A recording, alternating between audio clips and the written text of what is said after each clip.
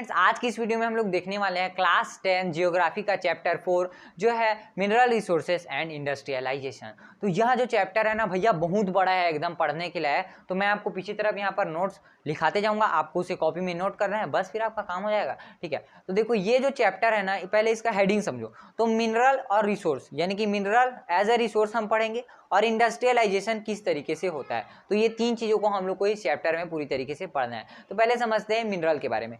तो मिनरल है क्या? तो बेसिकली मिनरल वह सब्सटेंस होते हैं जिसे हम लोग नेचर से एक्सट्रैक्ट करते हैं बाय डिगिंग, माइनिंग और अदर ऑब्जर्वेशंस के द्वारा। हम लोग क्या करते हैं, उन्हें एक्सट्रैक्ट करते हैं और वो सारी चीज़ें मिनरल्स होती है। खैर ये सब आपने साइंस में पढ़ा होगा मेटलर्जी के चैप्टर में, तो वो तो खैर बात की बातें हैं। तो लेकिन यहाँ पर मेन मुद्दा ये आ जाता है कि ये जो मिनरल है, ये मिनरल हमारे लिए यूजफुल है, ये तो हमें पता है, लेकिन ये मिनरल होते किसके हैं भाई, मतलब देश में है तो वो होगा किसका। ठीक है, तो इसके लिए अलग अलग पर्सपेक्टिव है। जैसे कि यूएसए में जो मिनरल्स रहेगा, अगर मान लो वो किसी के खेत से निकल गया तो वो खेत वाले का हो जाएगा मिनरल वाला। जितना भी जो सामान रहेगा, जैसे कि मान लो सोना का निकल गया तो पहले उससे पूछा जाएगा कि भैया आप अपना सोना का खदान खुद खोलोगे कि हम लोग को दोगे।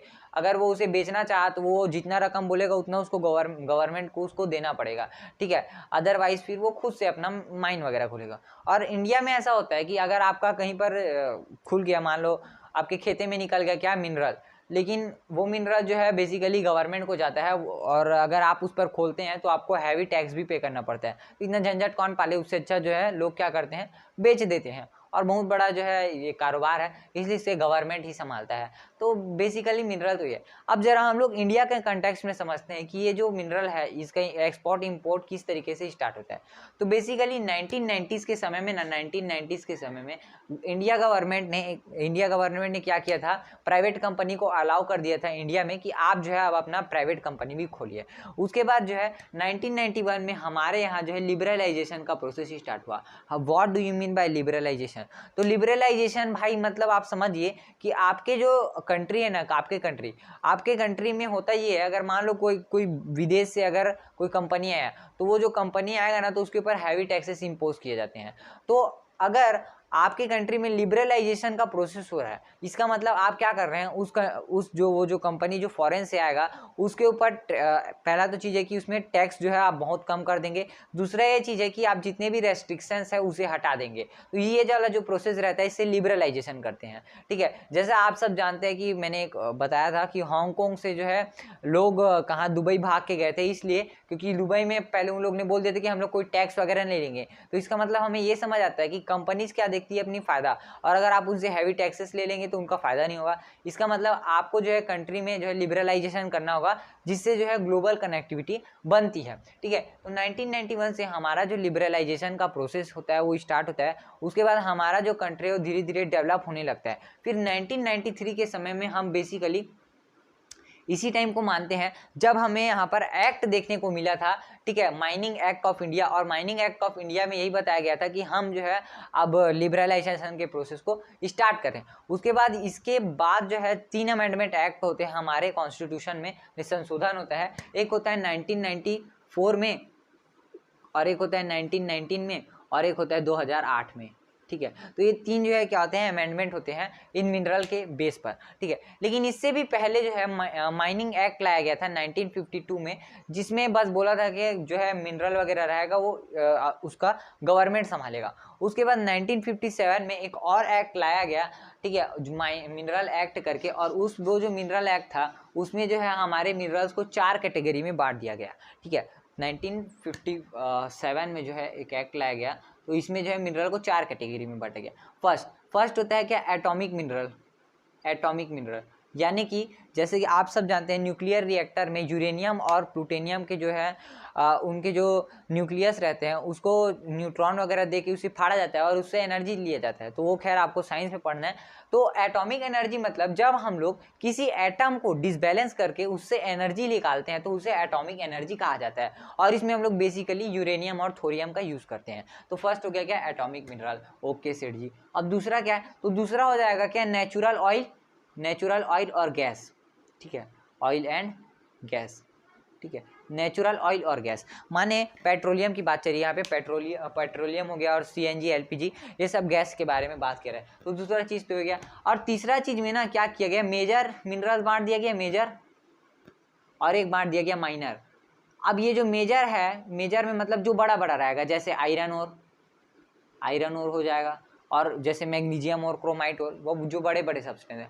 और वहीं अगर हम लोग माइनर की बात करें तो जैसे ग्रेनाइट पत्थर हो गया, है ना, मार्बल हो गया, संगमरमर का पत्थर, तो ये सब मिनरल जो है इसमें आते हैं। तो जरा हम लोग जरा गौर करते हैं तो हमें बेसिकली यहाँ पर पढ़ना है मेन आयरन और, यानी कि जो है मेजर वाले को पढ़ना है। बेसिकली पढ़ना क्या है बता रहा हूँ, मेजर को पढ़ना है, और हमें पढ़ना है नेचुरल ऑयल के बारे में और एटॉमिक मिनरल के बारे में। और ये जो माइनर ऑयल है उसमें क्या ही बताएंगे, ग्रेनाइट के बारे में कुछ बताएंगे क्या, ग्रेनाइट पत्थर लाओ तोड़ो और घर बनाओ बस, तो ग्रेनाइट पत्थर का काम उतना ही रहता है। तो हमें बेसिकली ये तीनों को पढ़ना है। तो पहले हम लोग पढ़ेंगे मेजर, उसके बाद फिर पढ़ेंगे क्या, नेचुरल गैस, उसके बाद पढ़ेंगे एटॉमिक मिनरल। ठीक है, तो फट से निपटाते हैं इन सबको। देखो ये जो मेजर आपको मिलेगा तो इसमें पहला आता है क्या, आयरन ओर। तो आयरन ओर का हम करते क्या, देखिए आयरन ओर जब निकाला जाता है तो उससे हम लोग को दो पर्सपेक्टिव मिलते हैं। एक कि हम लोग उससे क्रूड आयरन निकालेंगे और आयरन को यूज़ कर लेंगे, जैसे आपका छड़ वगैरह बनाने के लिए हो गया, है ना, रॉड वगैरह बनाने के लिए हो गया, तो वो आयरन यूज होगा, वो क्रूड आयरन यूज होगा। और दूसरा पर्सपेक्टिव हो जाता है कि अगर हम लोग आयरन में 1% जो है कार्बन मिला देते हैं तो वो एक स्टील बन जाता है। तो हम लोग इसे जो है iron as a crude iron भी यूज़ करते हैं और स्टील के लिए भी यूज़ करते हैं। ठीक है, और आयरन को जो है बैकबोन ऑफ इंडस्ट्रीज कहा जाता है, मतलब आयरन इंडस्ट्री जब आया तो तभी से जो है इंडस्ट्रियलाइजेशन बेसिकली होता है। आप सबको ये पता है, 9th क्लास में भी पढ़े हैं। तो जो आयरन है ना उसके दो ओर होते हैं बेसिकली हमारे इंडिया में, तो एक हो गया हेमेटाइट और एक हो गया क्या, मैग्नेटाइट। तो जरा समझते हैं कि हेमेटाइट और मैग्नेटाइट जो है वो कहाँ कहाँ पाए जाते हैं। तो पहला जो हेमेटाइट है वो सबसे ज़्यादा पाया जाता है छत्तीसगढ़ में, यानी कि बेलाडीला रीजन में। कहाँ पर, बेलाडीला में, बेलाडीला रीजन में जो है सबसे ज़्यादा पाया जाता है, जो बस्तर में है। दूसरा पाया जाता है बेल्लारी हॉस्पिटेरिया, बेल्लारी हॉस्पिटेरिया। ठीक है, बेल्लारी हॉस्पिटेरिया ये जो है ये कर्नाटक में है, ये कहाँ है, कर्नाटका में है। और तीसरा जो रीजन है वो पाया जाता है कहाँ पर, तो भैया वो जो है अपना सिंहभूम कहलाता है। सिंहभूम क्या है तो बेसिकली समझा देता हूँ। झारखंड में ना दो स्थान है, एक है पहला जमशेदपुर और दूसरा है क्या, चाईबासा। जब इन दोनों को आप मिला देते हैं तो उसे सिंहभूम कहा जाता है। और वेस्ट बंगाल में एक जगह है सुंदरवन, सुंदरवन का डेल्टा सुने होंगे, दुनिया का सबसे बड़ा डेल्टा है सुंदरवन का डेल्टा, वहाँ बंगाल टाइगर वगैरह भी पाए जाते हैं। तो जो अपना सिंहभूम है, सिंहभूम है ना, सिंहभूम बोले तो चाईबासा और जमशेदपुर, और एक है सुंदरबन। तो ये सब जो है आपको कहाँ मिलेंगे, तो झारखंड में मिलेगा और वेस्ट बंगाल में मिलेगा। ठीक है, तो इतना तो आपको पता चल गया होगा हेमेटाइट के बारे में।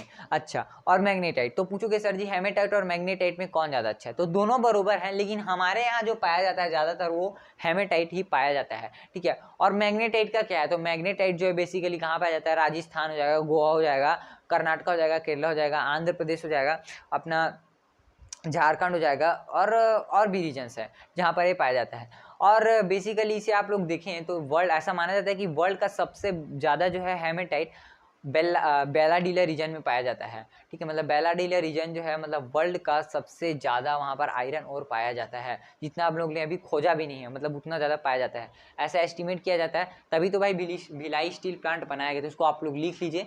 ठीक है, भिलाई स्टील प्लांट वगैरह सब उसी के बेस पर चलता है। अब दूसरा मिनरल और देखते हैं जो है क्या, मैग्नीशियम और। देखिए आप, सॉरी मैग्नीज और, क्या है, मैग्नीज और।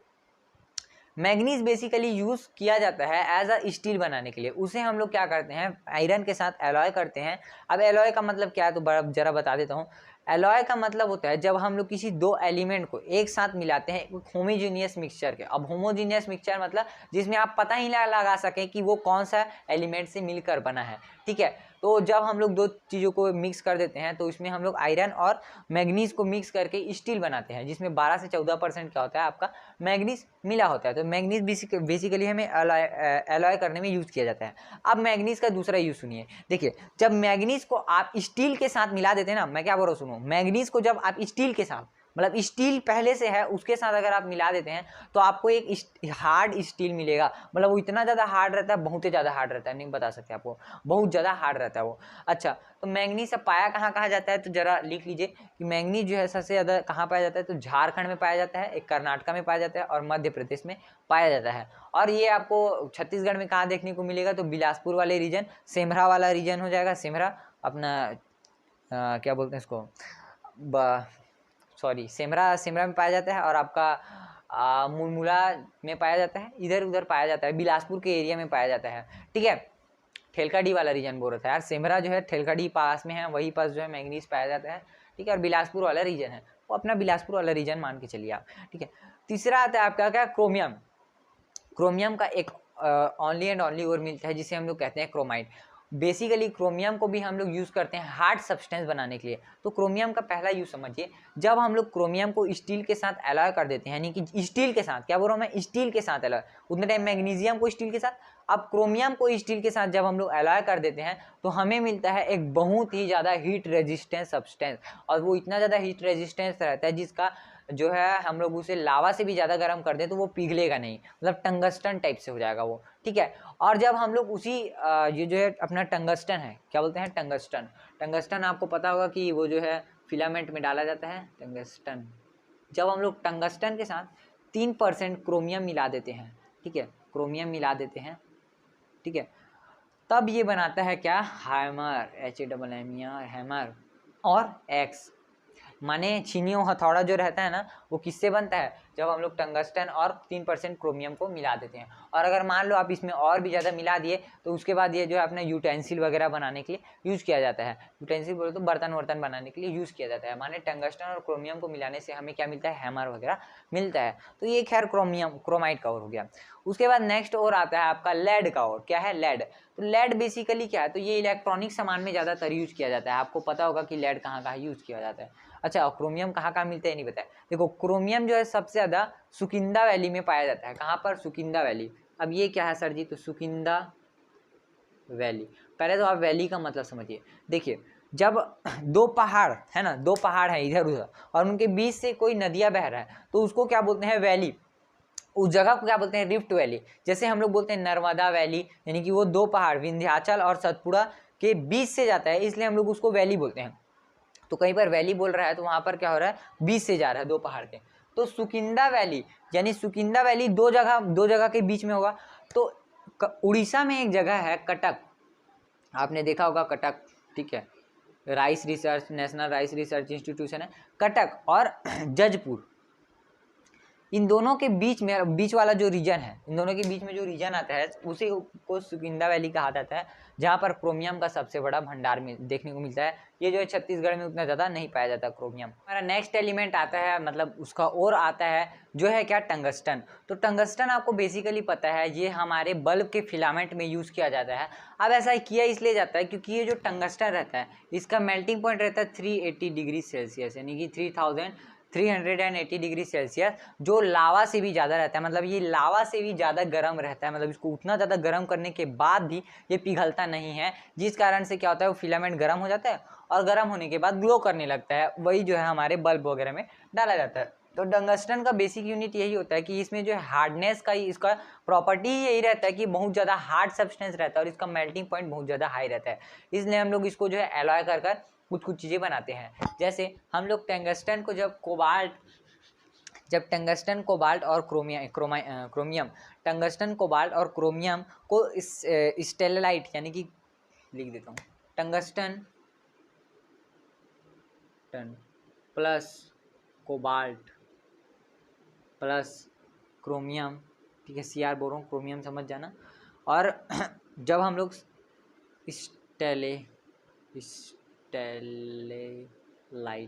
स्टेलेलाइट ये सब को जब आप मिला देते हैं तो इन्हीं से जो है हमें मिलता है सब्सटेंस, जिससे हम लोग क्या बनाते हैं, आर्मरी, या बोले तो गन बनाते हैं।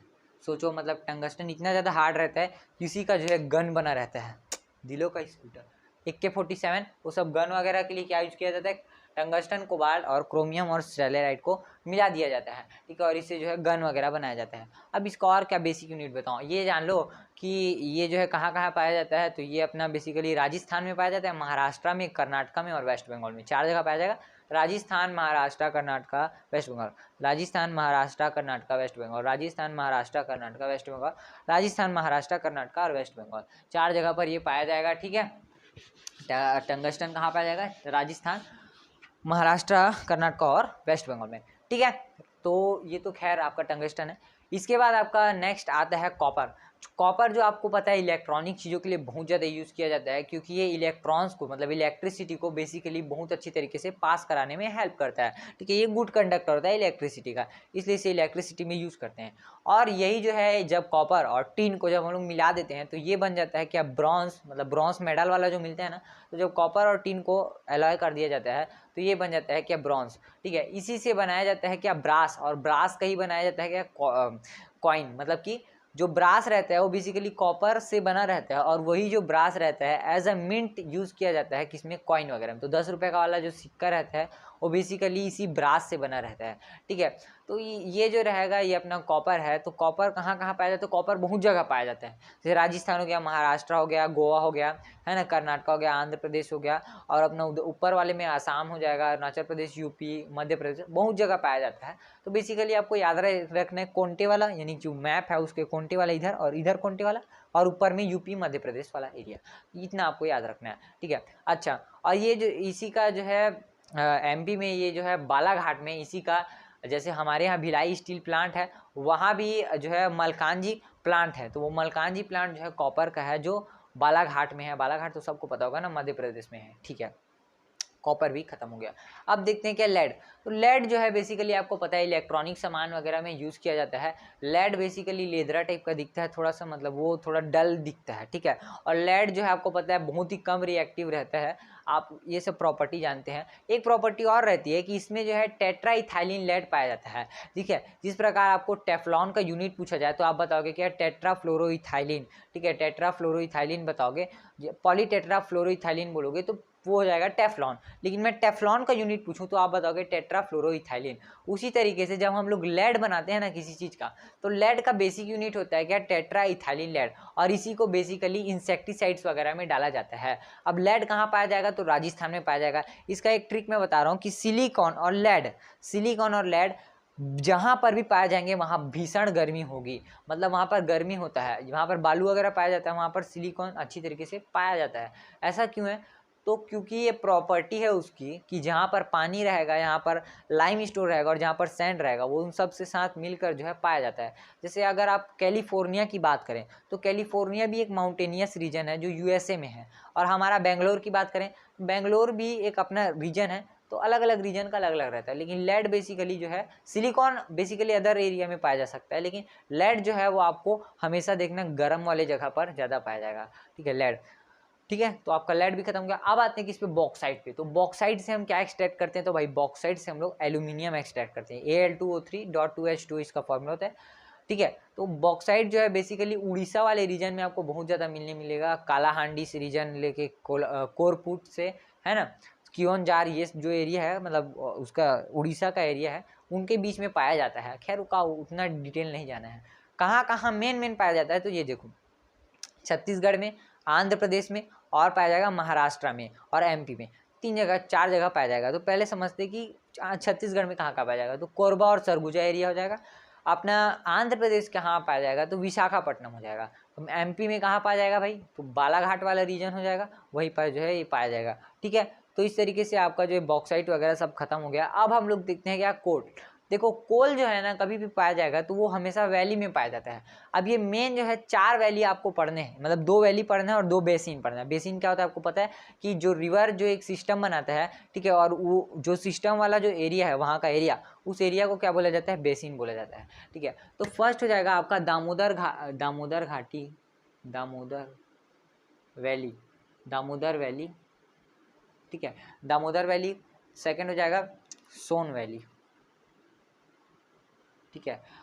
तीसरा हो जाएगा क्या, महानदी बेसिन, नदी बेसिन, ठीक है। महानदी बेसिन। और चौथा हो जाएगा आपका गोदावरी बेसिन, गोदावरी बेसिन। ठीक है, तो दामोदर वैली आपको कहाँ देखने को मिलेगा भाई? तो देखो दामोदर वैली जो है उड़ीसा के, देखो दामोदर सॉरी उड़ीसा बोलिए झारखंड के, दामोदर वैली जो है झारखंड के हजारीबाग जिले के जो है वहाँ पर कोन्नार नदी में है ना, कोन्नार नदी में दामोदर घाटी परियोजना यानी कि दामोदर वैली डैम बनाया गया था। किसमें? कोन्नार रिवर पर। और वो जो है भारत का सबसे पहला जो है दामोदर घाटी परियोजना जो है सबसे पहला डैम प्रोजेक्ट था, यानी सबसे पहला मल्टी मॉडल प्रोजेक्ट। आपको पूछा कहाँ पर है, वो दामोदर वैली में है। खैर टॉपिक नहीं है फिर भी बता रहा हूँ। तो दामोदर जो है, दामोदर वैली कोन्नार नदी से निकलता है। ये जो है दो जगह बेसिकली पाया जाएगा, झारखंड और वेस्ट बंगाल में। ठीक है, उसके बाद सोन वैली जो आपको पता है सोन नदी कहाँ से निकलता है, तो मध्य प्रदेश से निकलता है और ये यूपी और छत्तीसगढ़ को टच करता है। ठीक है, और महानदी बेसिन तो आप सबको पता है भाई, महानदी जो है छत्तीसगढ़ की गंगा कहलाती है, तो महानदी छत्तीसगढ़ और उड़ीसा में पाया जाएगा। और आपको गोदावरी नदी पूछा तो south west area of Madhya Pradesh, और आपको मिलेगा कहाँ पे? आंध्र प्रदेश में, और आपका महाराष्ट्र में, महाराष्ट्र के महाबलेश्वर से निकलता है क्या? गोदावरी। तो ये सब चीज़ें तो आपको पता ही थी। ठीक है, अब देखते हैं हम लोग क्या? पेट्रोलियम। ठीक है, तो पेट्रोलियम देखिए, तो आपको ये पता होना चाहिए कि हमारा जो देश है ना वो पेट्रोलियम के नाम पर थोड़ा सा मतलब थोड़ा गरीब है, यानी कि पेट्रोलियम हमारे यहाँ उतना ज़्यादा नहीं मिलता। अब आप सोच सकते हैं कि हमारे देश के जीडीपी के 5% को हम लोग पेट्रोलियम इंपोर्ट में यूज़ करते हैं। मतलब उतना बड़ा पैसा जो है सिर्फ और सिर्फ हम लोग पेट्रोलियम अपने कंट्री में लाने के लिए क्या करते हैं? यूज़ करते हैं। अब जरा इसका थोड़ा इतिहास भी समझ लेते हैं, सबका इतिहास समझना जरूरी है, तो समझ लो। देखो 1866 से जो है ना खोज थाल चालू हो जाता है किसका? पेट्रोलियम का। पेट्रोलियम खोजो रे, पेट्रोलियम खोजो। ब्रिटेन सरकार बोलता है पेट्रोलियम खोजो ससुरा, तुम लोग पेट्रोलियम में बहुत पैसा है। अब 1866 से इन लोग खोजना चालू किए। हाँ सर जी। उसके बाद 1890 में इन लोग को मिलता है आखिर में। अरे अब बाबा इतना समय खोजने के बाद मिला इन लोग को क्या? हाँ, दिग्बोई में। तो दिग्बोई क्या है? तो दिग्बोई कोई नाचा वाचा का नाम नहीं है। ठीक है, दिग्बोई जो है आसाम में एक जगह है दिग्बोई, उसका नाम है। तो दिग्बोई जो है वहाँ पर 1890 में इनको मिला। अब उसके बाद उन्होंने ना 1893 में यानी कि 3 साल में, वो उस समय थोड़ा सा धीरे चलता था सब प्रोसेस, तो 1893 में यहाँ पर रिफाइनरी खोला और 1894 में यहाँ पर आसाम की एक कंपनी बैठ गई। ठीक है, आसाम कंपनी लिमिटेड्स करके 1899 में यहाँ पर जो है आसाम लिमिटेड का कंपनी यहाँ पर बैठ गया और यहाँ पर ऑयल प्रोडक्शन होने लगा। ठीक है, उसके बाद वहीं पर पास में एक जगह है नहरकटिया, वहाँ पर 1953 में यहाँ पर क्या खोज दिया जाता है? वहाँ पर भी पेट्रोलियम रिफाइनरी खोल दिया जाता है। उसके बाद जो है 1960s के समय में हमें गुजरात के एरिया में मिलता है। ठीक है, गुजरात के एरिया में पेट्रोलियम मिल जाता है कॉम्बे नाम से। क्या मिल जाता है? कॉम्बे नाम से। ठीक है, और उसके बाद वादोदरा रीजन है ना, गुजरात के वादोदरा रीजन में भी हम लोग को 1960 में ही मिल जाता है क्या? पेट्रोलियम। और उसके बाद जो आपका गुजरात है वहाँ पर 1970 में आलिया भट्ट नाम का जो है वहाँ पर आपको पेट्रोलियम मिला। उसके बाद जो है 1975 में बॉम्बे हाई मिला, जो पहला ऑफ शोर क्या था? हमारा पेट्रोलियम। अब ऑफ शोर और ऑन शोर में अंतर समझिए। ऑन शोर मतलब कि जब आप जमीन के ऊपर पेट्रोलियम का खनन करते हैं तो उसे ऑन शोर कहा जाता है। ऑफ शोर यानी कि जमीन से बाहर बोले तो अगर आप समुद्र के अंदर क्या करते हैं? पेट्रोलियम का खोज करते हैं तो उसे क्या कहते हैं? ऑफ शोर। ठीक है, तो ऑफ शोर बॉम्बे हाई है जो अभी सबसे ज़्यादा पेट्रोलियम वही देता है, बॉम्बे हाई अपना। ठीक है, तो बॉम्बे हाई जो है 1875 में बना था, ये आपको याद रहना चाहिए। अब पेट्रोलियम जो है बेसिकली किस किस एरिया में पाया जाता है? तो बेसिकली वो जो है आपके राजस्थान के बरमर जिले में। कहाँ? राजस्थान के बरमर जिले में बेसिकली मुख्य रूप से पाया जाता है। गुजरात में आलिया भट्ट में पाया जाता है। आलिया भट्ट वो हीरोइन का नाम नहीं बोल रहा हूँ, आलिया भट्ट जो है वो जगह का नाम है, वहाँ पर जो पेट्रोलियम ज़्यादा मिलता है। तीसरा हो जाएगा बॉम्बे एंड ऑफ शोर। बॉम्बे इसका नाम पहले मुंबई के नाम से पड़ा, पहले पता होगा वो मुंबई को बम्बई बोलते थे, तो बॉम्बे उसी के सामने से पड़ा, इसलिए बॉम्बे एंड ऑफ शोर हो गया। चौथा आपको आसाम रीजन वाला में मिल जाएगा, कहाँ पे? आसाम वगैरह में। पांचवा तो आपको 3 जगह मिलेगा, गोदावरी, कृष्णा और कावेरी, इन सब के मुहाने में। तो मुहाना किस जगह को बोला जाता है? तो माउथ ऑफ गोदावरी, जहाँ पर वो क्या हो रहा है? अरे बे ऑफ बंगाल है ना, मतलब कि समुद्र के साथ जहाँ पर जो नदी मिलती है तो उस जगह को माउथ बोला जाता है। तो गोदावरी, कृष्णा और कावेरी के माउथ पर मिलेगा। तो इस तरीके से आपका जो पेट्रोलियम है ये भी खत्म होता है। पेट्रोलियम में आपको बस इसी के लिए यही याद रखना कि हमारे जीडीपी का 5% यहाँ पे लगता है। अच्छा, कहाँ का है? तो बॉम्बे एंड हॉफ्स और बरमर जिले हो जाएगा, आपका गोदावरी, कृष्णा, कावेरी वाला बेसिन हो जाएगा। बस इतना आपको पेट्रोलियम ही याद रखना है। अब देखते हैं कि यूरेनियम और थोरियम वाला सिस्टम। तो अभी देखो हम लोग ने क्या पढ़ लिया था, हम लोग ने 4 मेजर अपने वो देखे थे क्या, मिनरल्स। तो इसमें से हम लोग ने मेजर वाला निपटा दिया, उसके बाद हम लोग ने निपटा दिया क्या नेचुरल गैस वाला। अब तीसरा बचता है आपका क्या, एटॉमिक मिनरल। अब चौथा में आपको क्या है बताएं, ग्रेनाइट वगैरह है तो उसमें कुछ बताने के लायक नहीं है। तो ये वाला जो रहेगा, ये वाला जो टॉपिक रहेगा आपका क्लियर हो जाएगा इसके बाद, ठीक है। तो यूरेनियम और थोरियम, तो यूरेनियम और थोरियम बेसिकली आपको कहाँ पर मिलेंगे, तो यूरेनियम का सबसे बड़ा भंडार आपको झारखंड के जादूगोड़ा में मिलेगा। कहाँ पे मिलेगा, झारखंड के जादूगोड़ा में। और ये भी आपको आश्चर्य होगा कि ये भी जो है सिंहभूम में ही आता है। सिंहभूम मैंने बताया था कि जमशेदपुर, जमशेदजी टाटा, ठीक है, टाटा वाला, तो जमशेदपुर और चाईबासा दोनों के एरिया को बोलते हैं सिंहभूम। वहीं पर क्या आपको मिल जाएगा, जादूगोड़ा। तो ये वहाँ पर ज़्यादा पाया जाता है, और केरला वाले रीजन में पाया जाता है, और कर्नाटका में भी पाया जाता है, ठीक है। तो ये यूरेनियम है, यूरेनियम से हम लोग ज़्यादा एनर्जी प्रोड्यूस करते हैं। कोल पेट्रोलियम के बाद सबसे ज़्यादा एनर्जी जो है इन्हीं से निकाला जाता है, ठीक है। तो इस तरीके से आपका ये वाला टॉपिक खत्म होता है। अब हम लोग नेक्स्ट वीडियो में देखेंगे क्या, कि किस तरीके से लिबरलाइजेशन, प्राइवेटाइजेशन और ग्लोबलाइजेशन होता है, और मेजर इंडस्ट्रियल एरियाज देखेंगे कहाँ पर, हमारे रीजन में, ठीक है। तो मिलते हैं नेक्स्ट वीडियो में दोस्तों, तब तक के लिए बाय बाय।